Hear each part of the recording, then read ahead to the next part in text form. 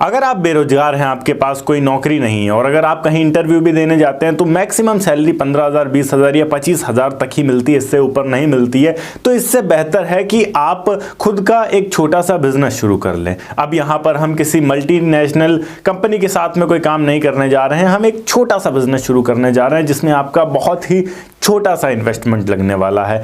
हम यहाँ पर शुरू करेंगे एक orange juice shop business. Orange juice के बिजनेस को आप किस तरीके से शुरू कर सकते हैं इंडिया में 2026 में और आगे के लिए कौन से डॉक्यूमेंट इंपॉर्टेंट हैं ताकि आपको किसी भी तरीके की कोई भी समस्या ना आए इन फ्यूचर। इसमें टोटल इन्वेस्टमेंट कितना लगने वाला है, कितने रुपए आप इससे कमा सकते हैं, ज़्यादा से ज़्यादा कैसे कमा सकते हैं, सब कुछ हम बहुत ही विस्तार से आज की इस वीडियो में समझने वाले हैं। तो इस वीडियो को लास्ट तक ज़रूर देखिएगा। हेलो एंड वेलकम फ्रेंड्स, मेरा नाम है अनूप सिंह और आप देख रहे हैं आपका अपना YouTube channel. So let's get started. आज की इस वीडियो में टोटल 6 पॉइंट्स हैं।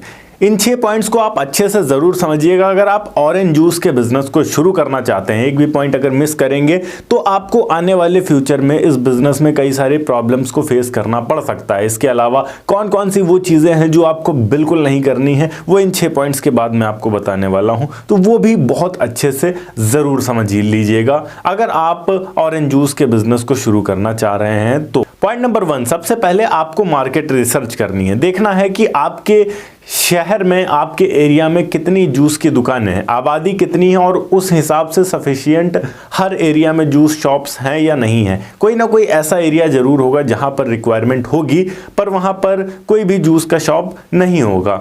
हम अगर फॉर एग्जांपल बात करें तो पुलिस के क्वार्टर्स आपके आसपास अगर हैं वैसे एरियाज़ में आप शुरू कर सकते हैं। इसके अलावा जिम या फिर हाई रेजिडेंशियल एरिया, बहुत ज़्यादा घनी आबादी है वैसे एरिया में 2 या 3 दुकानें भी हैं तब भी कम पड़ जाती हैं। तो 2 या 3 दुकानें अगर हैं तो वहाँ पर भी आप शुरू कर सकते हैं, पर शर्त यह है कि बहुत घनी आबादी होनी चाहिए। अब आते हैं पॉइंट नंबर 2 पे। अब मार्केट रिसर्च तो कर लिया हमने, देख लिया कि एक्चुअली किस एरिया में ज़्यादा नीड है शॉप की। अब हमें लोकेशन कौन सा चुनना होगा। लोकेशन के तौर पर आप बस स्टैंड चुन सकते हैं, रेलवे स्टेशन चुन सकते हैं, कोर्ट कचहरी, ऐसी जगह जहाँ पर काफ़ी ज़्यादा भीड़ रहती है उसके बाहर का एरिया अगर आपको मिलता है वो चुन सकते हैं जहाँ पर अच्छे खासे ग्लासेस आपके सेल हो जाया करेंगे रेगुलर के।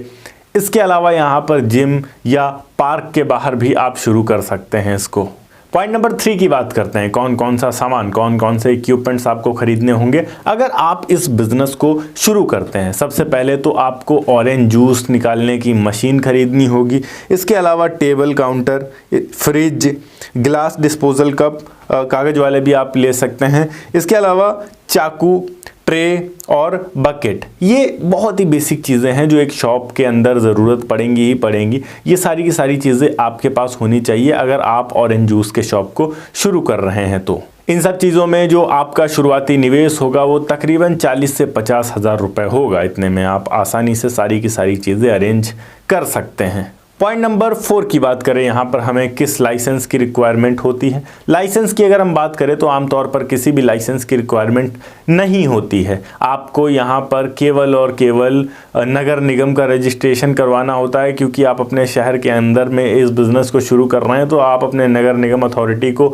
ये बताएंगे कि आप इस बिज़नेस को कर रहे हैं। और इसके अलावा एक FSSAI का रजिस्ट्रेशन करवाना होता है, food safety standard authority of India. ये इंपॉर्टेंट होता है, 100-150 रुपये का रजिस्ट्रेशन होता है, बहुत ज़्यादा महंगा नहीं होता है। बस इतने में आप इस बिज़नेस को शुरू कर सकते हैं। पॉइंट नंबर 5 की बात करें, अब आप अपने कॉस्ट को कम से कम कैसे रख सकते हैं अगर आप इस बिज़नेस को शुरू करना चाह रहे हैं। कॉस्ट कम करने का सबसे आसान तरीका है कि आप रॉ मटेरियल को सस्ता खरीदें। अब रॉ मटेरियल को आप सस्ता कैसे खरीदेंगे? अगर आप अपने आसपास फ्रूट के शॉप पे जाके संतरे खरीदेंगे तो आपको काफ़ी ज़्यादा महंगा, एक्सपेंसिव पड़ जाएगा। अगर आप बिज़नेस ही करना चाह रहे हैं तो सुबह सुबह उठिए, मंडी जाइए, मंडी में आप मार्केट रेट्स देखिए और मंडी से ही आप डायरेक्ट माल उठाइए। जब आप मंडी से बल्क में माल उठाएंगे तो आपको ये काफ़ी ज़्यादा सस्ता पड़ जाएगा और उससे आप काफ़ी अच्छा प्रॉफिट भी निकाल सकते हैं। Point number 6 and last point की बात करें, अब इसमें हमको प्रॉफिट कितना होगा। देखिए आमतौर पर अगर आप ऑरेंज जूस ही सेल करते हैं, अलग अलग जूसों की बात अगर हम ना करें, केवल ऑरेंज जूस की बात करें, तो आमतौर पर एक ग्लास ऑरेंज जूस बनाने का खर्च 10 से 15 रुपए आता है। डिपेंड करता है कि कौन सा सीजन चल रहा है, क्योंकि सीजन के हिसाब से ऑरेंज के जो रेट है वो कम ज़्यादा होते रहते हैं। तो अगर आपने सीजन में ऑरेंज का जूस बेचना शुरू किया है, जब ऑरेंज का सीजन चल रहा है, तो आपको तकरीबन 10 से 15 रुपए का एक ग्लास पड़ जाता है। 10 से 15 रुपए का एक ग्लास आप रेडी करते हैं और उसको सेल करते हैं तकरीबन 30 रुपए का। 30 से कम में सेल नहीं होता है। आप चाहे पूरे इंडिया के किसी भी मार्केट में घूम के देख लीजिए, कुछ रूरल एरियाज हो सकते हैं जहां पर काफ़ी ज़्यादा खेती होती हो ऑरेंज की, बट मोस्टली एरियाज में 30 से कम में तो नहीं बिकता है। ये मिनिमम बोला है, कई जगह 40, 50, 60 तक भी बिकता है।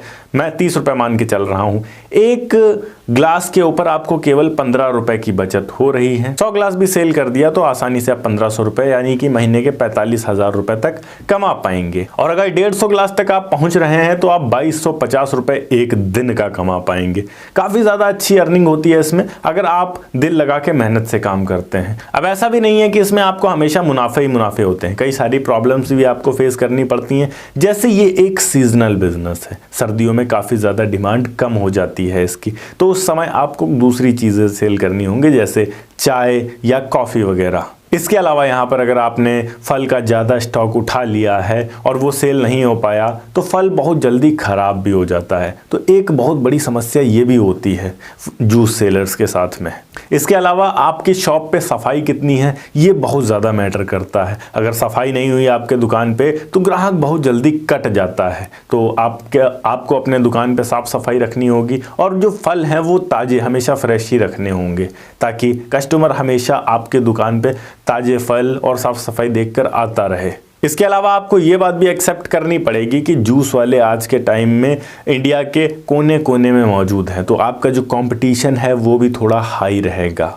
बाकी बिजनेस काफ़ी अच्छा है, अगर आप मेहनत से काम करते हैं तो आप लोगों के बीच में अपनी जगह बना पाएंगे। ओके गाइस, ये थी एक छोटी सी वीडियो कि किस तरीके से आप ऑरेंज जूस के बिजनेस को स्टार्ट कर सकते हैं। अगर वीडियो अच्छी लगी हो तो वीडियो को लाइक करके चैनल को सब्सक्राइब जरूर कर दीजिएगा। मैं मिलता हूं आपको नेक्स्ट वीडियो में एक नए टॉपिक के साथ, तब तक के लिए जय हिंद, वंदे मातरम।